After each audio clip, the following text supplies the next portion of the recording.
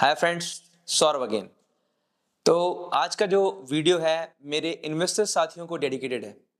मैं इस वीडियो में आपको कुछ वो चुनिंदा बातें बताने वाला हूं जो कि मेरे इन्वेस्टर साथियों की इन्वेस्टर्स, माइंड यू गाइस, मैंने वर्ड यूज किया इन्वेस्टर्स।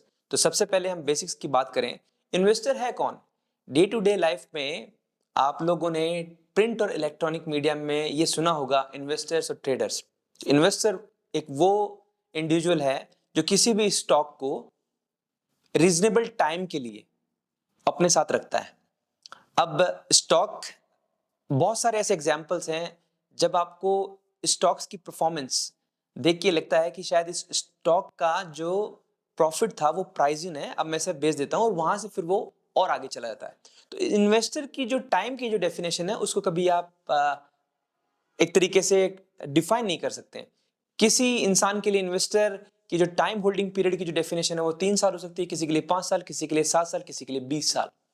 तो बहुत सारे ऐसे स्टॉक्स हैं जो कि टाइम की डेफिनेशन में बाउंड नहीं होते हैं। इन्वेस्टर्स को सबसे पहले ये बात समझनी पड़ेगी कि टाइम होराइजन जो उनके पास है किसी स्टॉक में प्रॉफिट कमाने का, उसको आप 10 बैगर्स, 20 बैगर्स, 50 बैगर्स बनाने के लिए अगर आप वेट कर रहे हैं तो आपका जो टाइम है उसको आप कुछ चुनिंदा चीजों से डिफाइन कर सकते हैं। वो मैं आपको नेक्स्ट वीडियो में बताऊंगा।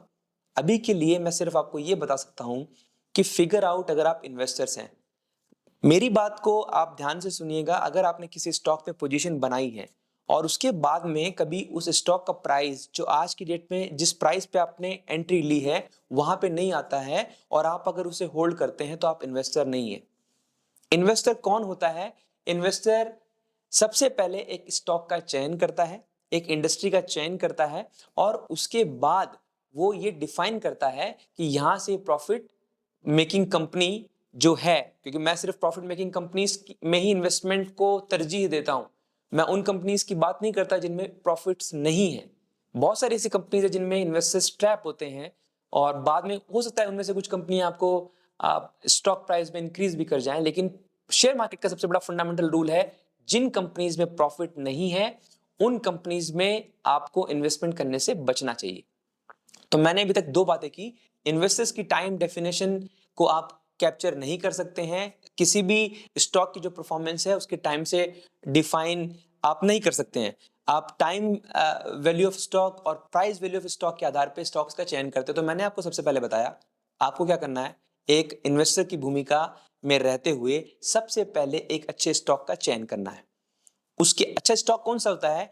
जो स्टॉक आपको पूरी तरीके से समझ में आता है, जो बिजनेस आपको समझ में आता है, उसी में अगर इन्वेस्ट करते हैं तो आपका काम बड़ा आसान हो जाता है। बहुत सारे लोग क्या करते हैं कि उन स्टॉक्स में इन्वेस्टमेंट करने की कोशिश करते हैं जिस बिजनेस की उनको समझदारी नहीं होती है।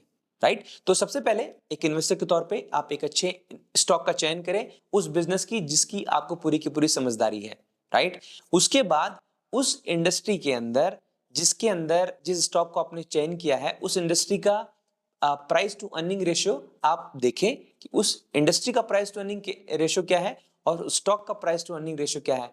And I am damn sure about this fact कि आज की दुनिया में आपको कोई भी कंपनी ऐसी नहीं मिलेगी जो प्रॉफिट की ग्रोथ भी दिखाए और प्राइस टू अर्निंग रेशियो में आपको चीप बेसिस पे मिले। कुछ गवर्नमेंट सेक्टर की कंपनीज हैं लेकिन उनमें पोजीशन बनाना बड़ा ही ट्रिकी है। उनमें आपको उस बिजनेस मॉडल को पहले एनालाइज करना पड़ेगा कि क्या वो बिजनेस मॉडल आने वाले टाइम का बिजनेस मॉडल है।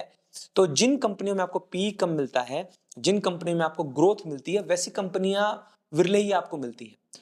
अब जो चुनिंदा बात मैं आपको बताने आया हूं, क्योंकि 20 दिसंबर को 23,579 का लो बनाया था निफ्टी ने। राइट? जब से मोदी जी की गवर्नमेंट तीसरी बार चयन होकर आई, कोलिशन की गवर्नमेंट थी, वहां से कम 26,500 तक की रैली निफ्टी ने दिखाई। लोग बात भी कर रहे थे 27,000 होगा, 27,500 होगा। तो सबसे पहले अगर आप इन्वेस्टर हैं तो आप इंडेक्स को देखना भूल जाएं। इंडेक्स अगर आपका अगर दोबारा से आ, अगर 20,000 भी हो जाता है या 18,000 भी हो जाता है तो आपको वरी नहीं करना चाहिए। आपको सबसे पहले अच्छे स्टॉक का चयन करना चाहिए, वो स्टॉक जिसके अंदर प्रॉफिट की अर्निंग है। राइट? प्रॉफिट है और अर्निंग है, दोनों है। तो अगर आपका प्रॉफिट है, मार्जिन है, अर्निंग है, मैं इनके ऊपर डिटेल वीडियो बनाऊंगा। आज के लिए सिर्फ मैं बताने के लिए आया हूं कि आप स्टॉक इन्वेस्टर्स के तौर पे अच्छे स्टॉक्स का चयन करें, टाइम वैल्यू और प्राइस वैल्यू के हिसाब से उसको होल्ड करें। वहां से उसका पोटेंशियल ऊपर जाने का क्या है। ऑफ कोर्स जब आप कोई भी स्टॉक लेते हैं तो नीचे आता है, तो कभी भी आपको मायूस नहीं होना होता है। बहुत सारे ऐसे एग्जाम्पल्स हैं, जब आपने किसी स्टॉक को खरीदा तो वो स्टॉक 250 रुपए से वापस टूट के 150 पे आया, लेकिन आपने जब उस इंडस्ट्री की समझ रखी, अगर आपने उसको 150 पे या 100 पे या 80 पे एवरेज किया तो वाकई में वो स्टॉक आने वाले टाइम के अंदर दोबारा से 300 का होगा। तो अभी के लिए सिर्फ इतना ही मैं कहना चाहूंगा कि आपको इन्वेस्टर के तौर पे एक अच्छा स्टॉक का चयन करें। उस स्टॉक को आप एक लॉन्ग टर्म पीरियड के लिए, वो डेफिनेशन आपकी है। किसी स्टॉक में मजबूरन नहीं फंसे कि अब मेरा स्टॉक का प्राइस नहीं आया, मैं तो फंस गया तो मैं इन्वेस्टर, वो इन्वेस्टर नहीं है। वो लोग हैं जिन्होंने गलत स्टॉक के अंदर एंट्री ली, अब दोबारा से वो प्राइस आएगा कि नहीं आएगा ये बड़ा कहना मुश्किल है। तो आपको सबसे पहले एक अच्छे स्टॉक्स में एंट्री लेनी है, उसको एक टाइम वैल्यू डिफाइन कीजिए, जो भी आपका गोल है उसके हिसाब से।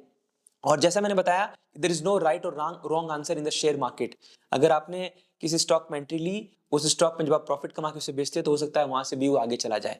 तो आपको अपना एक पूरा का पूरा एनालिसिस, रिसर्च, रिव्यू करके ही किसी स्टॉक पे पोजीशन बनानी चाहिए।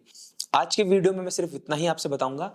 अगली वीडियोस में जब मैं आपके सामने इंफॉर्मेशन लेके आऊंगा, मैं कुछ वो बातें लेके आऊंगा जो एक इन्वेस्टर के लिए बहुत ही इंपॉर्टेंट है एनालाइज करना।